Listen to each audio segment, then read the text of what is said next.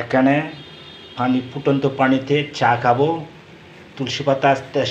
তুলসী পাতা আর তেজপাতা বলে এই দুইটা দিয়ে এখন পানি ফোটাচ্ছি।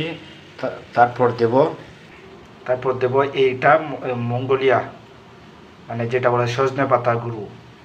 তারপর আর একটু মধু দেব। এই মধুটা দেব ফুটন্ত তেজপাতা আর তুলসী পাতা গরম পানি।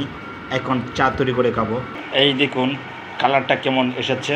এখন দিচ্ছি সজনে পাতার গুঁড়ো দিয়ে একটু মেশাবো।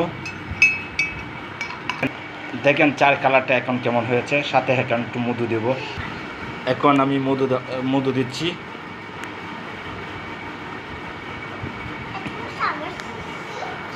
আবার একটু গুলিয়ে নিচ্ছি। আলহামদুলিল্লাহ, চমৎকার চা। সজনে পাতা, তেজপাতা, মধু আর তুলসী পাতা দিয়ে আপনারা তৈরি করে খেতে পারেন। ধন্যবাদ।